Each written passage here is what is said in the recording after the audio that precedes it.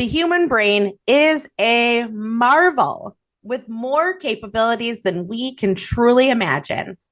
Denise, did you know your brain storage capacity is virtually unlimited? My cell phone, the thing that I hold in my hand every single day, has 256 gigabytes of memory capacity. Personally, gigabytes mean nothing to me, but I guess it's a lot of storage due to the fact that like I can keep all my pictures on it. And I remember years ago when the phones first came out, after putting just, I don't know, a few hundred pictures, I ran out of memory. So comparing my iPhone to the average adult human brain, our brains have the ability to store the equivalent of 2.5 million gigabytes of digital memory. Now, if you are a mathematician and can tell me how many cell phones that is, I would love to know. That's an amazing amount of brain power. Yes, it is. It's inspiring and also pretty daunting, right? With all that power, how can we, as individuals in midlife, harness our brains' efficiencies and all the potential it has, right? And not have the fear that we are going to age and not be quote unquote as sharp as we were in our teens, 20s, and 30s. Really, isn't that what midlife is all about? Staying sharp. Yeah. Research suggests that our mental peak is about a decade long from age 35 to 45. So at which a slow decline takes hold. But it doesn't always have to be that way. The good news is there are proactive ways to flex your brain in midlife and all ages of all areas of life, as we're learning, as we prepared for today. In today's episode, we're calling it Staying Sharp in Midlife.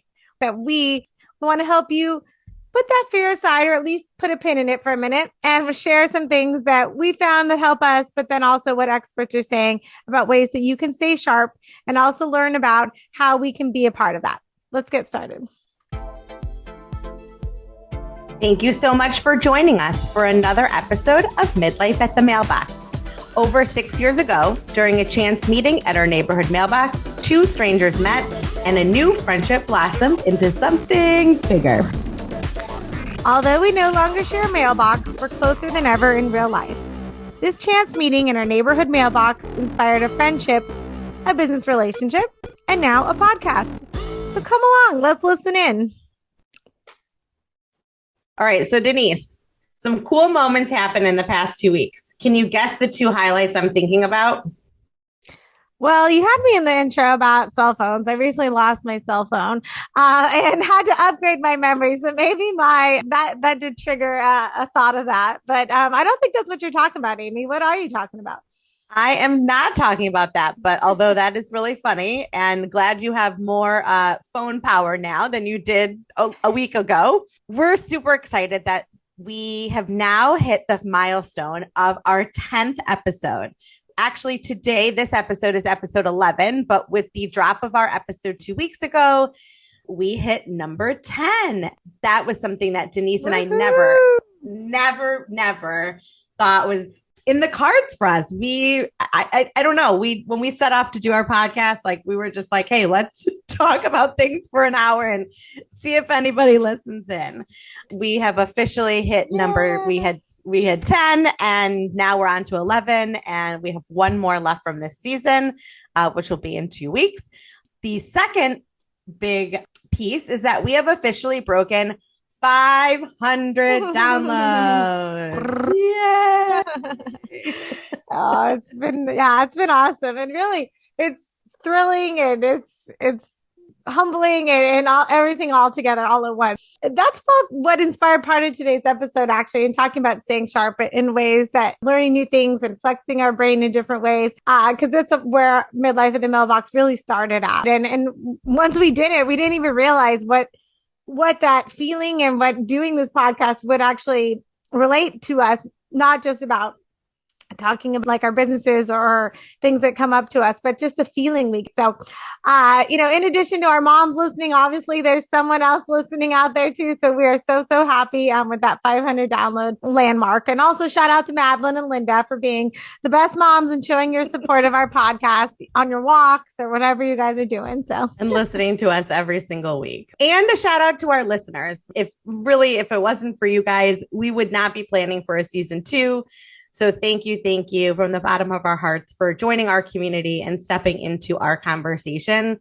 As Denise said, we're so happy to be doing this every other week, and it really is something that drives us. So you guys listening definitely continue to drive us to be better.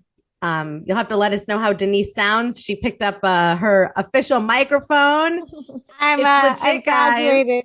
I've graduated, guys. Let me know how I'm sounding. She's graduated. We have heard. Perfect. So with that, we want to jump into our midlife moments. You want me to start, Amy? I'll start today. You start. Okay. Coming off a busy week for my daughter, actually. It's been a lot of activities. So she did this like once a year cheer clinic. It's like a fundraiser for St. Jude with our local high school's cheerleading squad.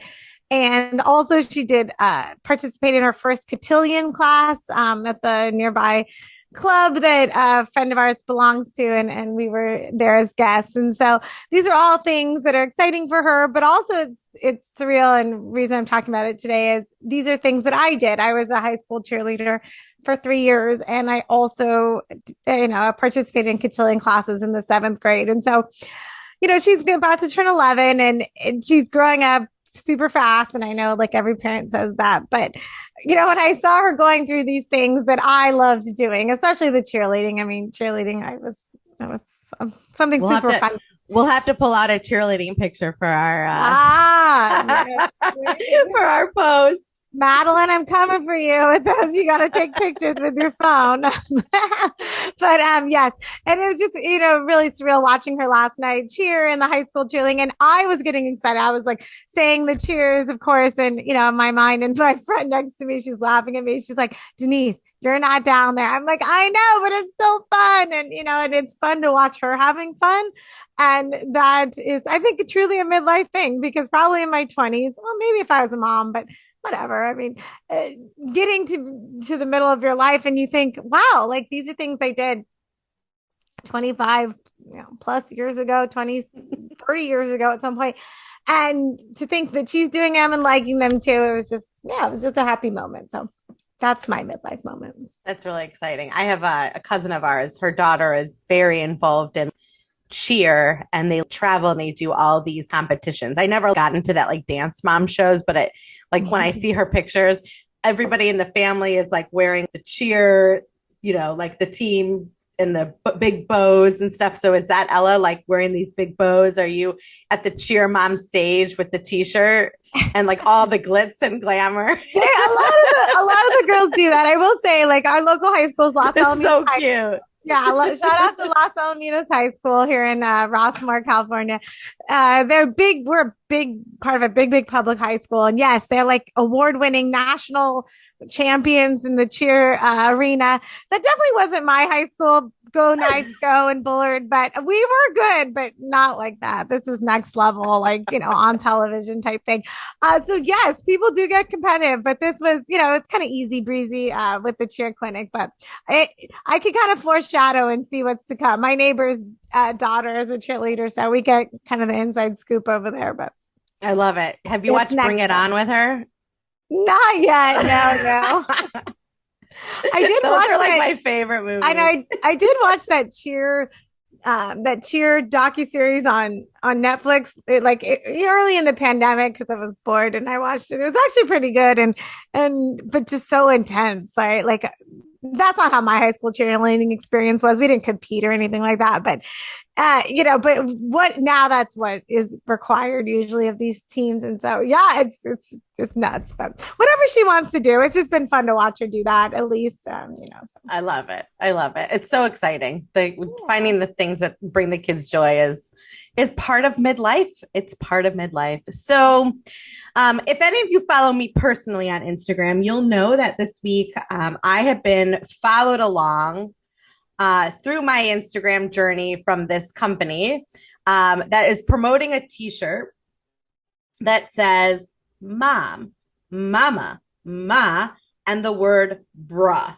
And so, as you know, I have a 10-year-old boy, and probably for the past like year or so, all he says is bruh. And so Clearly Instagram was listening to these encounters between the two of us, and I finally bit the bullet and bought this cute tee. So I'm excited for that to come and like wear it with my little shacket, this fall to the ice rink. But the midlife piece to that is like hearing bruh is probably like the slang words that we used as kids. So I'm not saying adding how we add like to every single thing that we say, but that certainly I feel like was started at that point. But words like um duh, like after Yeah. and it just like really like brought me back. So I actually had to call my mom prior to this episode and say like, what were the things that like I used to say that like made you crazy? And she's like, I don't really remember. And so I like Googled. I'm like, what about this one? What about this one? Do you remember like Bart Simpson, like eat your shorts? I never said that, but it was just like kind of Rad. It was yeah, so rad. rad. So everything was so cool. And then Totally. totally. There you go. Totally. There's another one. So that like hearing him say bruh to me is like equivalent to to the does and the totallys and the cool. We And need like audio of that. We need audio of how he uses it. I'll Because have to. yeah, we need audio of that. I mean, yesterday I was dropping him off I was dropping his friend off, and uh, and they're literally tossing a tennis ball, and like the ball like goes a little bit further than like where the kid is standing, and he's like, "Bruh, like, come on, I'm right here." It's like they use it any they use it in any capacity, but so they're using it with each other, and then he'll come back, but he'll say something to like Mike or I, and he's like, "Bruh," like where like he's annoyed by something that we're doing, and I'm like, but the way that he's saying it, it's spelled BRUH, right? Bruh. But the way that sometimes he says it, if he's saying it fast, comes out like bra, like come on, bra, and I'm like, no. I wear a bra, and I do say this to him. So this is like truly the like I'm such a mom. I'm like, yes, I wear a bra, but I am not a bra. So, anyways, I think you shouldn't be allowed to call your mom bra. No, I don't think so either. So we're working on that. I'm like, no, dude. Caleb, no, maybe dude. you need cotillion. Maybe you need cotillion, Caleb. It's too much hanging out with the hockey bros, the hockey bros. Oh anyways, all right. So that's my midlife, and amongst everything else that we deal with. But I just think that I've been thinking about that one for a while, and then the shirt finally brought it all. It says it all. It speaks to you. It sums up my life. Anyways, so yeah, that's a cute story. Cool. Well, jumping into, staying sharp and kind of what we think about this, talking about people in our lives that have been, mentally astute or mentally sharp. Amy, is there someone in your life, whether it's childhood, adulthood, you've come across that, is just a sharp individual, a sharp human and continue to be as they age?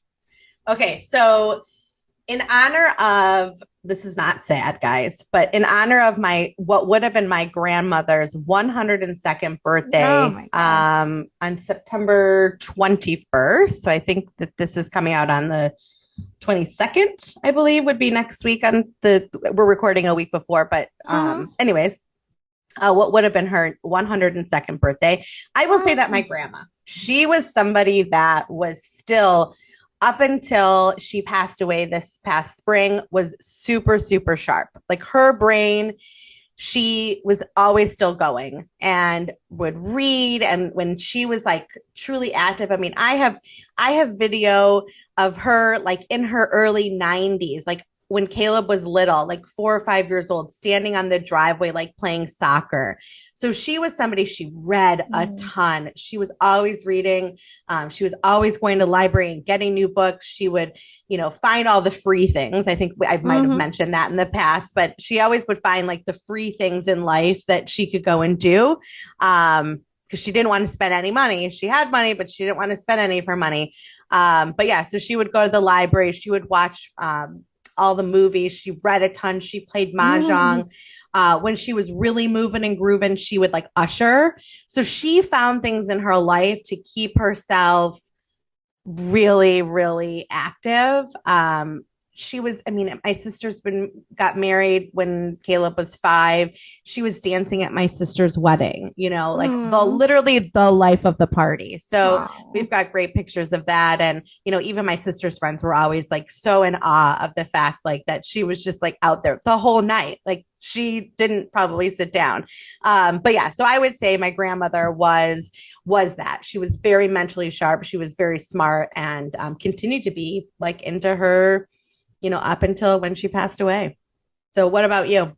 Wow, that's inspiring. I love that generation. I have a lot of like fond memories of people in that generation. Like my grandmother too. She lived to be not as old as yours, but 91, 92. She survived genocide. She was amazing, widowed at a young age, and but actually, and she's inspiring. And there's some other people in that generation that I do love. Like my friend's grandmother, she used to wear she wore black leather pants to go out in LA with us in the when she was in her mid to late 70s or maybe even early 80s. I don't know. She'll have amazing. To remember. Yeah. Yeah. But the person that kind of inspires me in general is actually my dad. My mom, Madeline, gets a lot of play on the podcast, but my dad, Skip, he inspires me a lot. He's still alive. He's 77 years old, but he loves to learn new things. I will say that even technology, a lot of people his age might shy away from those things. He's not afraid to buy a new iPhone or try a new device or a laptop. He loves electronics. He did buy a Tesla.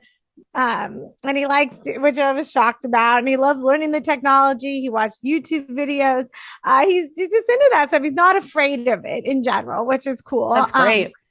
Yeah, so I love watching him do that, and he's just he's a busybody, kind of like me. Well, I get that from him, and he can't sit still too long, right? And he likes to do things, not necessarily exercise, but he likes to do like things around the house. He's handy, and he'll go meet a friend for lunch, so he keeps his social connections, all those kind of things. And so, and he's pretty sharp I'd say for 77. So he's my my living inspiration, should I say. But my grandmother and people of like your grandmother's generation in general just amaze me, what they survived and what they went through and the things they lived through. But yeah.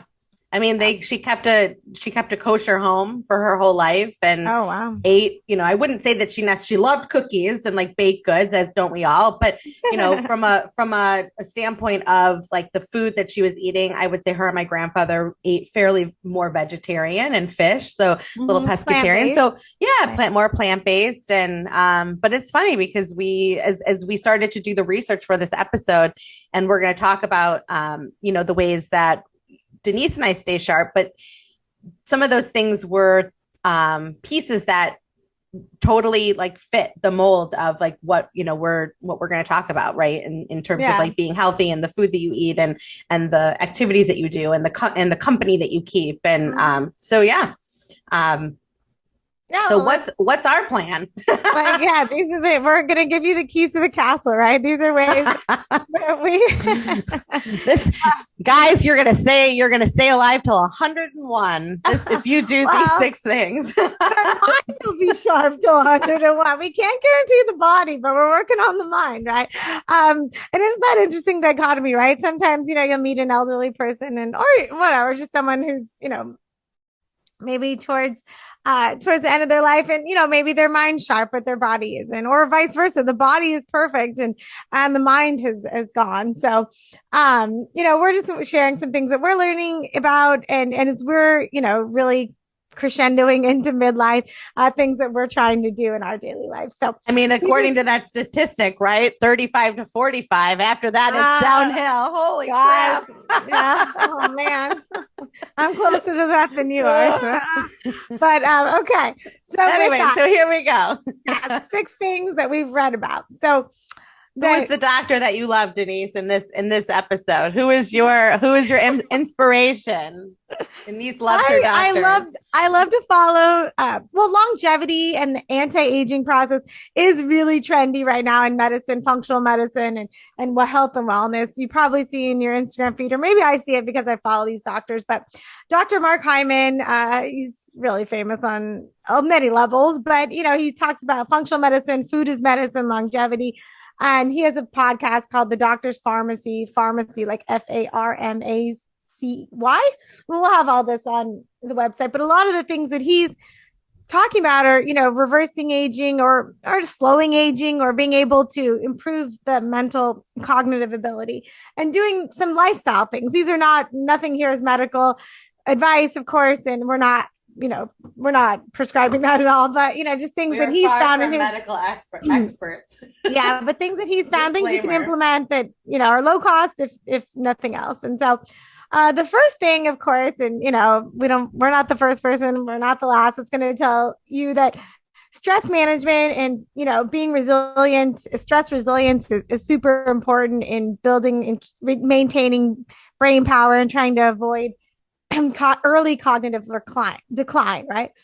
You hear it all the time, but really just finding ways to reduce that stress and manage it. I've noticed it in midlife a little bit more than other times, right? It's getting to me, quote unquote, more than other times. So ways that you might be able to do that, of course, are meditative breathing, yoga, just finding ways to be mindful in the moment. But specifically meditation is what we want to talk about a little bit today.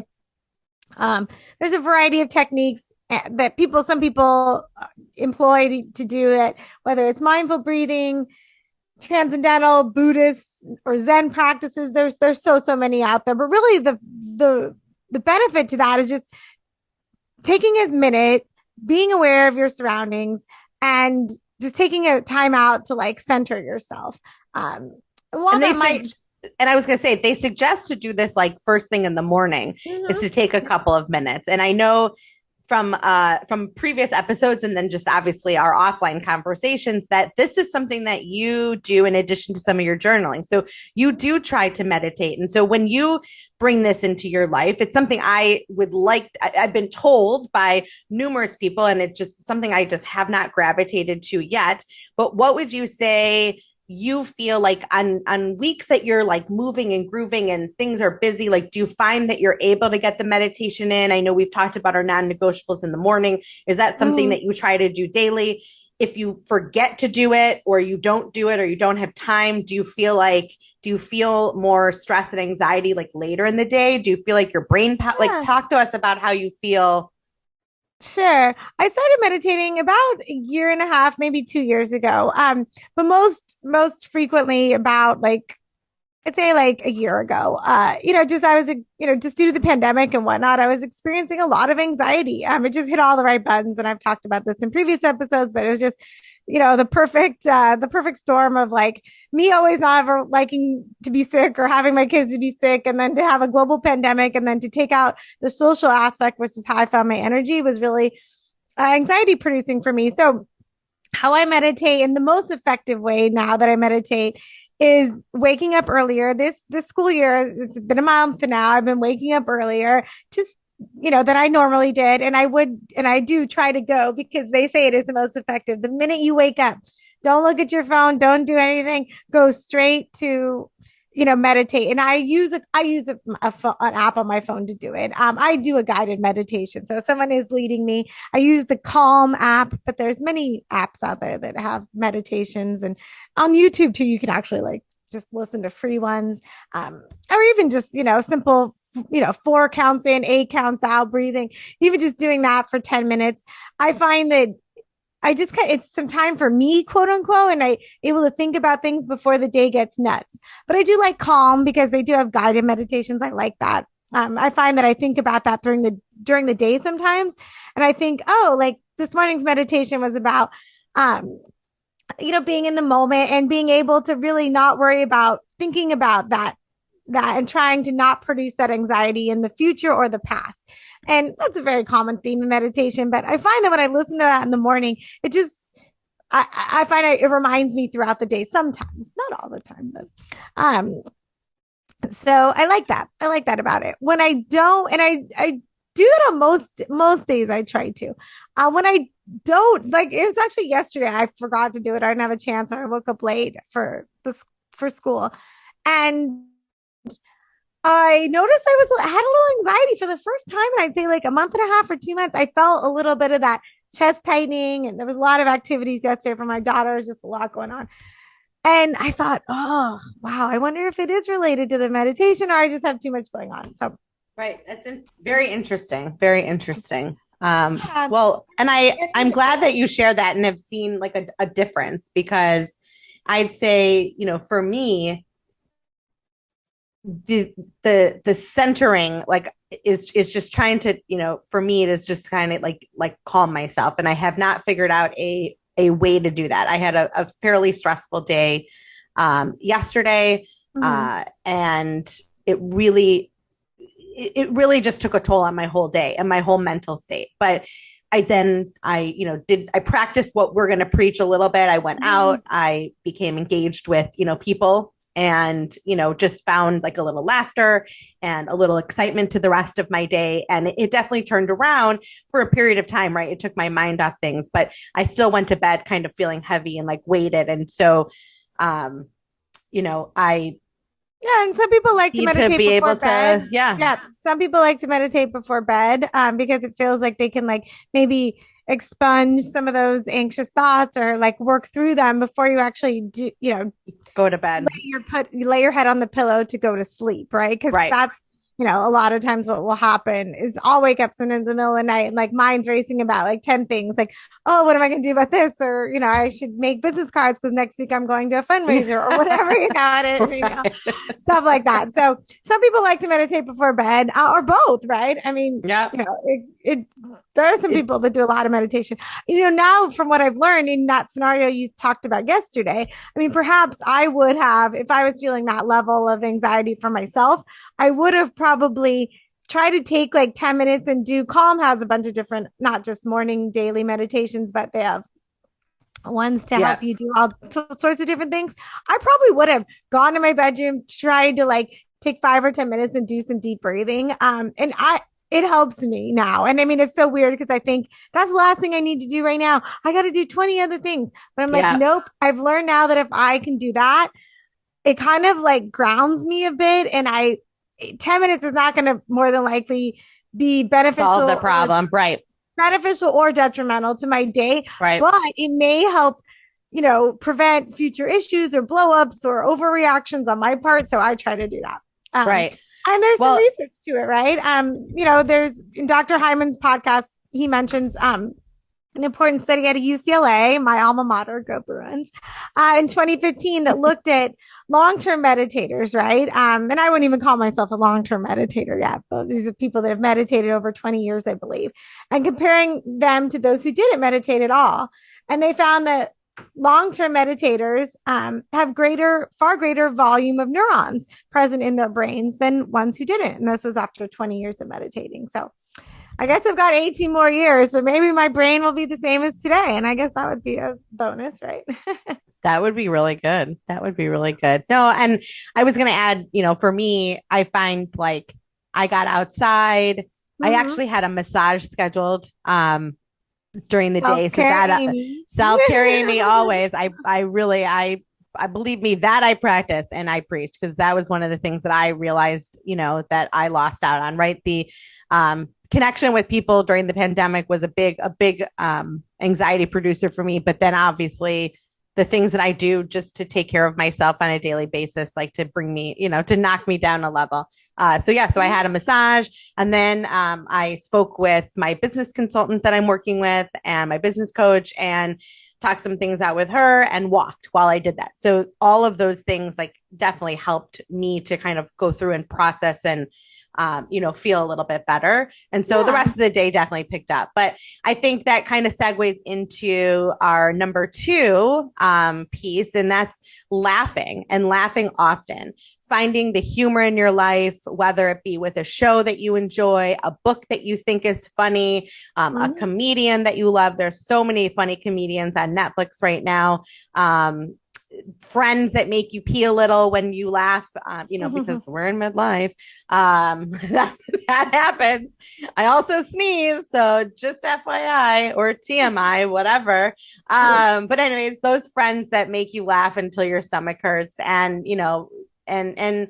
just finding Social joy. connections. Yeah, Yeah. those Social social connections. connections. Yeah. They're so So, and important. finding those humor. Yeah, finding And I humor mean, and I think social. that was really, that was present in your grandmother's story, right? That you just mentioned. It's definitely present in my dad's story. My dad's a social creature.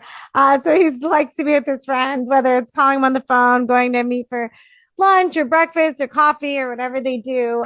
So I will say that, yeah, finding those social connections. I mean, there's a lot. Dr. Hyman goes into this a lot. And also, we're going to talk about another researcher, Dan Buettner, with the blue zones. And if you've heard of this concept about blue zones, we'll go into it a bit more, but that is super, super key to people who live over 100, actually, is those social connections. Interesting. There's a group of gentlemen that meet outside our local Starbucks every single day. It's like rain or shine. They are either inside or outside sitting, and it's like the same couple of guys every day. I mean, they have been doing this I've lived in my house for 10 years. And so, been going to the Starbucks for 10 years, and they are there every single day. I want to say almost 7 days a week. That's so great. Wow. One day I need to, and one day I need to like stop and like, I want to chat with them and just be like, what's your story? You should interview guests. Yeah. So, what's your key? So I think, finding those connections, and then, that moves us into top number 3, right? Our point number 3 is find activities that keep you mentally sharp. So like those gentlemen I just referenced, that activity is like that social connection, right? For them. And maybe they're doing other things like you talked about with your dad, learning the new technologies. What would you say are different activities for you that keep you mentally sharp? And then we're going to talk about something together that keeps us mentally sharp. Yeah, there's things that I've been, especially actually in the pandemic. I mean, can't always bash it for the bad things it brought, but some of the positive things in my life were that I picked up gardening. We've talked about that. And I mean, I'm no avid gardener. I'm not in a gardening club by any means, but just going outside, being with plants, being with nature. So that's positive for overall stress resilience as well. So I like that. And I learned that. I'm actually signed up next week to play pickleball for the first time. I'm going to try out the fastest growing sport in the United States. And I think it's probably, most popular in midlife and beyond midlife. So I'm going to see what pickleball is all about, but learning a new sport, right? Last year I restarted my tennis game, right? It just felt good. Like it was just got my body and brain moving in different ways. So pickleball, I don't read as much as I should, but I do like reading when I do it, but I do. Yeah. Reading is hard, but I like you, I like to read as well. And I'm always very engaged when I find a good book that I like to read, but sometimes I find that my brain by the end of the day is so tired that I can't like sit and like concentrate. But one of the things that I find that keeps me mentally sharp in terms of the reading is and Caleb and I have been really trying to be much better at this, is that we do read. I have read with him pretty much every single night since he was a baby. And it's like our time together, 15, 20 minutes. And during the pandemic, because bedtimes kind of were like askew and they weren't really like, set and like, coming out of it, and with his sports and stuff like that, it's hard sometimes because it does push bedtime later, but on the nights that we can do it, we really enjoy reading, and I'm reading out loud to him and he's taking it in. And, nice. So that's an activity. So I am reading, not necessarily this book actually that we're working on right now is really cute. But it's not necessarily like mentally stimulating for me, but this is actually a really cute story that we're both really enjoying. But that's a nice bonding. I'm sure he'll always remember that for sure. But and you're carrying on your grandmother's legacy, right? Of reading. So. Yeah. But our big activity that we wanted to touch on within this point was, and this is where our podcast kicks in, is that learning a new skill is a great way to strengthen the connections of the neurons of the brain. So with this podcast, Denise and I set out to do this podcast because we were like, hey, we think that, we have some funny things to say. And we think that the things that we talk about, offline would be interesting to other people, right? We think that things that we talk about would be relevant to other women and men in midlife because we find it that are things that are coming up in our everyday life, right? So we wanted to bring that to the surface. And that was really the beginning part of the conversation when Denise came to me and she was like, hey, I think we should start a podcast. And I was like, yes, let's do that. And then months and months of like, what are we going to talk about? What are we going to do? And then finally we were like, I convinced her, I said, we're just going to jump in with both feet and we're going to learn and grow as we go. And so here we are. We're always learning and growing with our podcast. And from the research that we have to do to prepare for an episode, from just learning about podcasting, right? So I joke that Denise got her microphone, but this was something that, we learned that like, hey, from a sound perspective, when people are listening to you, the sound does come better from from a microphone versus even like the AirPods or the speaker, the headphones that you're wearing. And when you watch like if you ever see video clips of like your favorite podcasters, they're also utilizing a microphone. So we learned that, right? And the reasons why that was important. And then just on how to, what have I learned? So I manage like the editing of the podcast. And so I've learned how to use a sound editor. And like the other day, I was so excited when I figured out like, I added music at some point, like kind of midway through. And then one of the days I learned how to fade the music. I mean, these are like literally simple things that I joked when I came home. It was probably, I don't know, maybe 3 or 4 episodes ago. And Caleb gets off the bus and I was like, Caleb, oh my God, you're never going to guess what I figured out how to do on my podcast. I'm like, I learned how to fade music in and out. So he obviously laughed. And then I was like, but the best thing is like, do you know where I learned how to do it? And where do you think he said? He was like, YouTube. And I'm like, yes, YouTube. And so then he tries to prove his point that like YouTube is not all that bad. And I'm like, okay, YouTube is not all that bad. I don't disagree with you when I say that. But in the sense of you sitting and just watching 500 people like record how they play their video games, that is too much. But anyways, he was very excited about, my learning how to fade music. And Denise is learning because I am trying to hand off the social media responsibility of the podcast to her. So that is a brain strengthening, right? You're learning how to build graphics like we use Canva a lot. We've talked about that in the past, but she's learning how to, utilize that platform and, how to better manage our website. And what's the other one that we tried to do? We haven't put them up yet because they're not working, but these wave files so that we could have like a little clip of our voice, like to promote an episode and talk about that like this for some reason. I know. Well, and I mean, in terms of like, learning something new or just doing something that you've always wanted to do, right? Is that it builds neurons, as the scientists tell us, but also and those neurons or that feeling creates, at least for me, endorphins, right? I mean, I remember we wrapped our first or second episode, but definitely after the 5th episode, like Date Your Mate, we ended it. And I remember thinking, gosh, this is fun. It feels good, right? And it just like, doing something, accomplishing something that we'd set out to do. And I don't even know if I've told you this, Amy, but I'll throw out this little surprise. Like my first year, like in my early 20s, like my first year on the job, there was this work colleague of mine. We were good friends. Hi, Chris Lethius. And this was in 2000, the year 2000. I had a lot of shout outs today.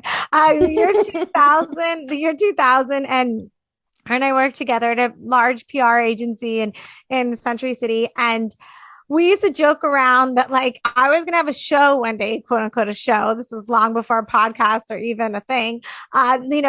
DKLA has something to say. And that's, to put it together, Denise Cachadorian was my maiden name.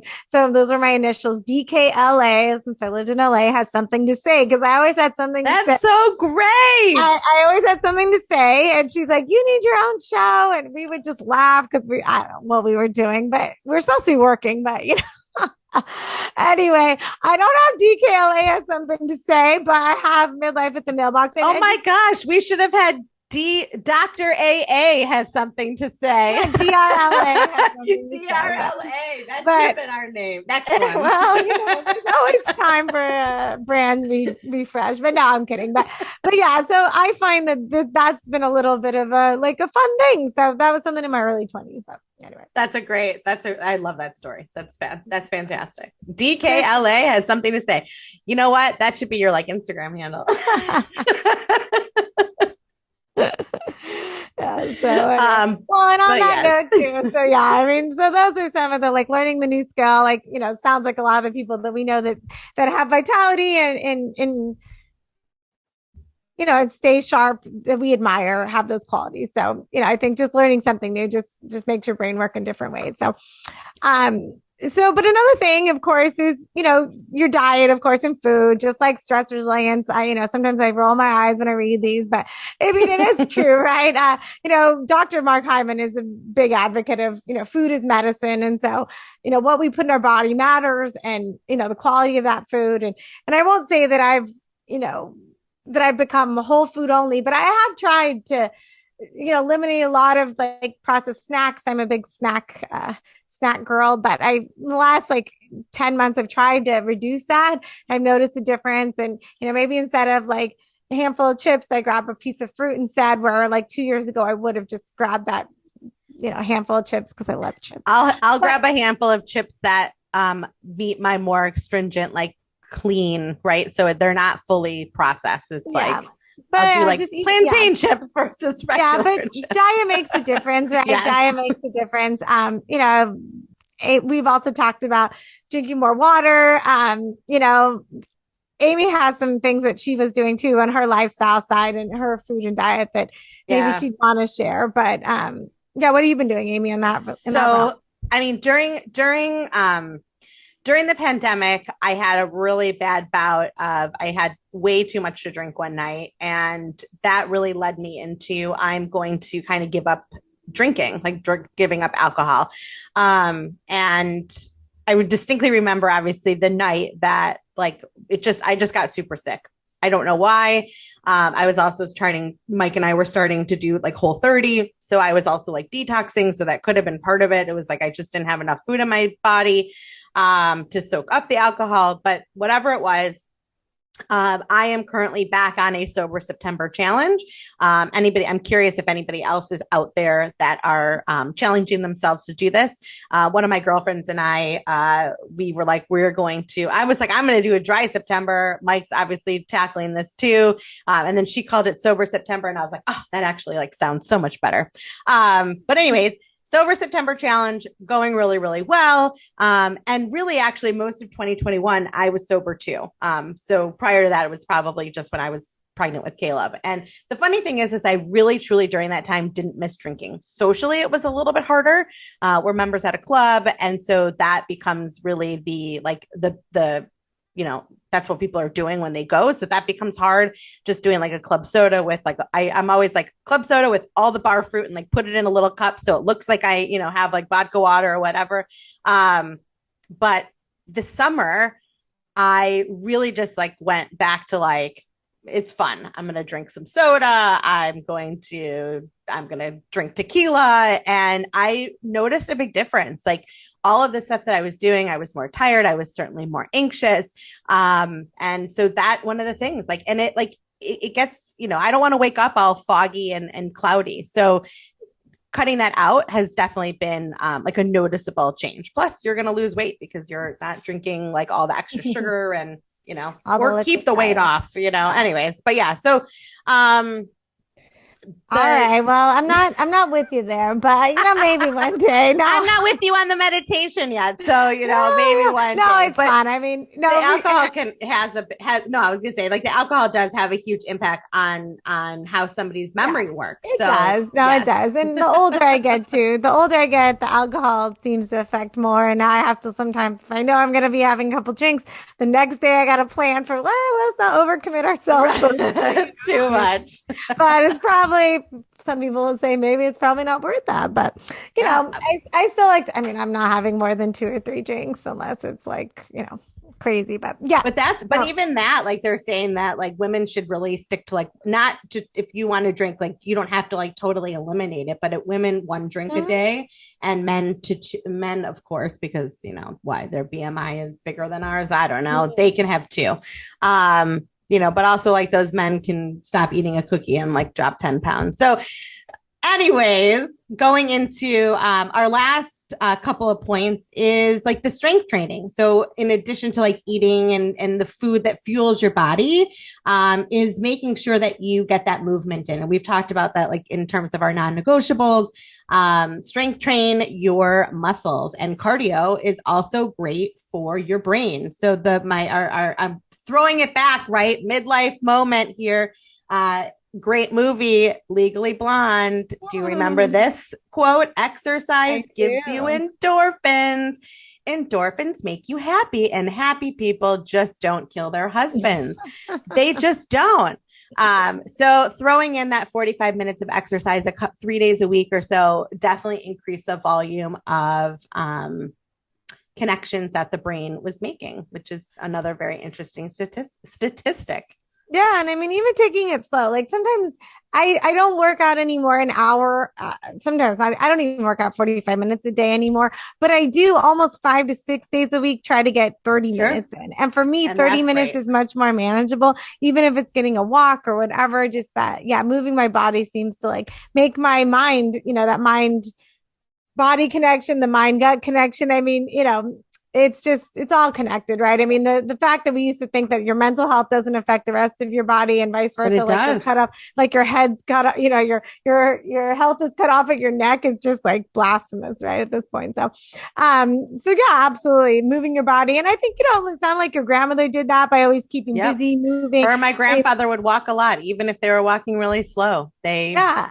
Yeah. they I mean, did their block. yeah, my dad likes to ride his bike. Now he has an e-bike too, but he'll ride like 25 miles on the e-bike. And, so he's definitely still exerting some cardio. He does, handiwork around the house. He's always kind of, he's mobile. Moving. He's a Yeah, busybody, which is in great. general. I mean, when it gets hot, he is in the house in Fresno, but in general. So yeah, I mean, I think that just keeping that movement and that's why I think the people of that generation, your grandmother's generation anyway, they're always moving, right? Yep. They're always doing something, right? Keeping them trying to strive and thrive all at the same time. I mean, and that's the same too. I mean, we didn't get to touch on it too much, but if you are interested in living to 100 or the habits of people who do live to 100 or beyond, check out the Blue Zones. It's a really cool book. Well, it was initially an article by Daniel Buettner. He was a National Geographic journalist. And we saw someone from his team come and speak at like my husband's holiday party a couple of years ago. It was fascinating, and it just keep following that idea, especially because there are these zones of the world of the globe that tend where people live longer, and I think there's 6 or 7 of them. One of them's out here in Loma Linda, California. A large population of people. They're 7-day Adventists, and the lifestyle and the habits that they choose cause them to have more people to live to 100 than anywhere else in the world. There's also an island in Greece, Ikaria. Same thing. There's a town, I think it's Okinawa, Japan. There's several of these communities, 7 of them, I think, across the world. And just, learning and the habits of these people is fascinating. And they encompass a lot of these things. And these people are not wealthy by any means, right? They've just moved their bodies.